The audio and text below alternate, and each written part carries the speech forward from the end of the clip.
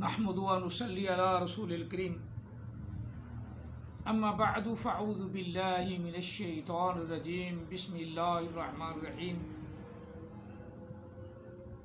وَيَقُولُ الَّذِينَ كَفَرُوا لَسْتَ مُرْسَلًا قُلْ كَفَى بِاللَّهِ شَهِيدًا بَيْنِي وَبَيْنَكُمْ وَمَنْ عِنْدَهُ عِلْمُ الْكِتَابِ آمَنْتُ بِاللَّهِ صَدَقَ اللَّهُ الْعَظِيمُ قال رسول اللہ صلی اللہ علیہ وآلہ وسلم انی رسول اللہ الیکم جمیعا وَأَنَا خَاتِمُ النَّبِيِّينَ لَا نَبِيَّ بَعْدِي وَصَدَقَ رَسُولُهُ النَّبِيُّ الْكَرِيمُ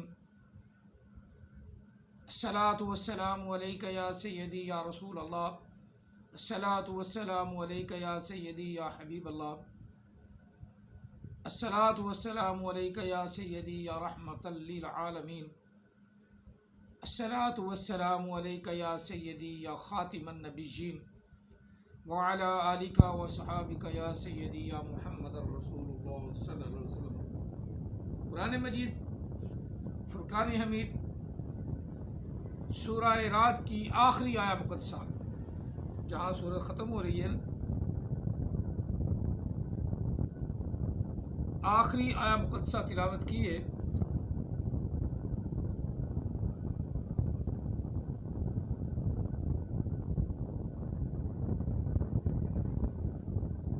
آیہ مقدسہ نمبر 43 ہے 43، لیکن ساتھ اس کے سورت ختم ہو رہی ہے۔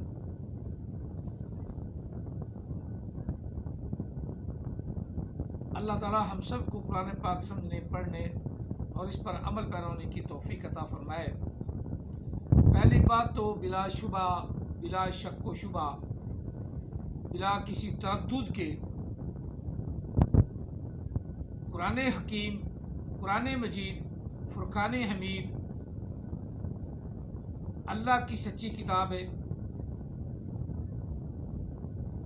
اس کے مقابلے میں نہ کوئی 1400 سال پہلے جب کہ بڑے مبلغ، بڑے محدث، بڑے مفسر لوگ تھے، حضرت علی رضی اللہ عنہ کی بات آپ سب کو معلوم ہے کہ آپ فرماتے ہیں اگر میں سورہ فاتحہ کی تفسیر لکھنا شروع کر دوں تو 70 اونٹ بھی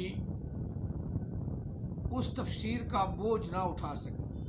70 اونٹ۔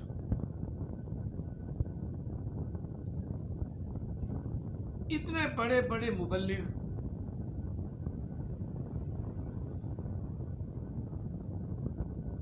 اور اتنے بڑے بڑے مفسر، اتنے بڑے بڑے محدث،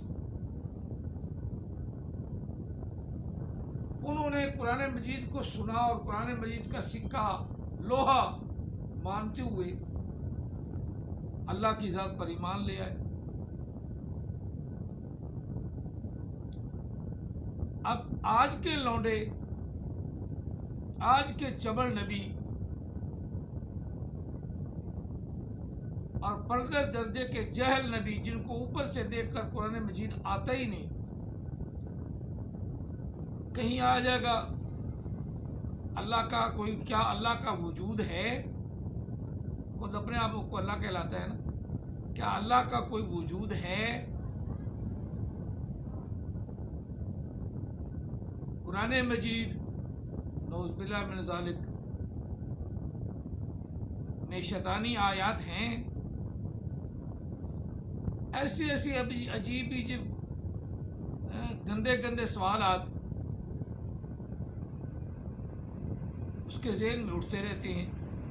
کبھی کہے گا قرآن مجید مکمل کتاب نہیں، یہ ایک آیہ مقدسہ ہے نا، قرآن پاک کا کچھ حصہ ہے نا، تو قرآن پاک خود جو ہے نا، تو کبھی کہے گا قرآن پاک جیسی کوئی کتاب بھی نہیں، اس میں ہر چیز کا بیان ہے۔ دوغلا پن، دوغلا۔ اب ایسی گفتگو آپ جب سنیں تو ذرا سوچ کے سنا کریں۔ اگر قرآن و حدیث کے مطابق گفتگو نہیں تو تو اب آپ سمجھیں دنیا کائنات میں سب سے چبل جو ہے نا وہی یہی بات ہے. جس طرح ہمارے تجزیہ نگار اوپر بیٹھے ہوتے ہیں چبڑے مارنے، کوئی چبڑ مارے گا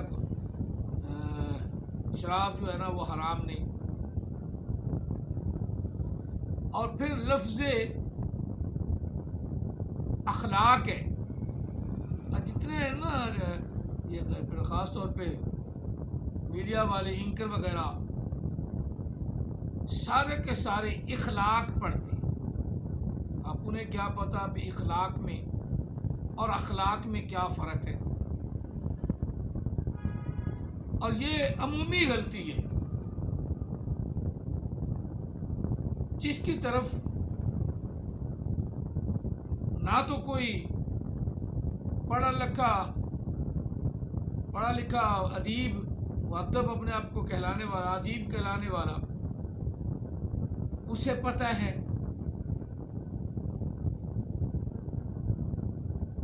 اور اینکرز جو ہیں ایم اے ڈبل ایم اے بول کے اوپر بیٹھ جاتے ہیں، تلفظ کا انہیں بھی پتہ نہیں.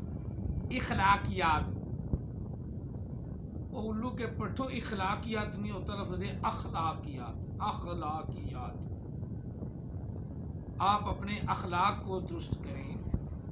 اخلاق حسنہ نبی علیہ السلام کے اخلاق کی جو نمونہ ہے آپ کے پاس، اس نمونے کی طرف توجہ دیں. پھر آپ کو پتہ چلے گی اخلاق کیا ہے، خلق کیا ہے، اخلاق کیا ہے، خلق کیا ہے، اخلاق کیا ہے. خلق کیا ہے، اخلاق کیا ہے، خلق کیا ہے، اخلاق کیا ہے. خلق کی مصدر اخلاق ہے،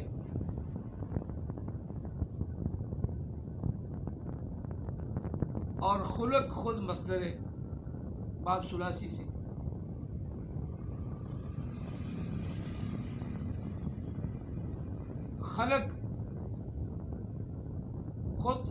خلق بھی مصدر ہے باب ثلاثی سے.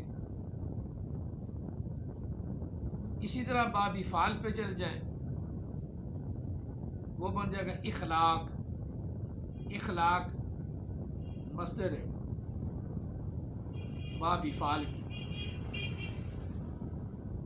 اور اللہ نے قرآن پاک میں یا خلوقو جو فرمایا، یا خلوقو،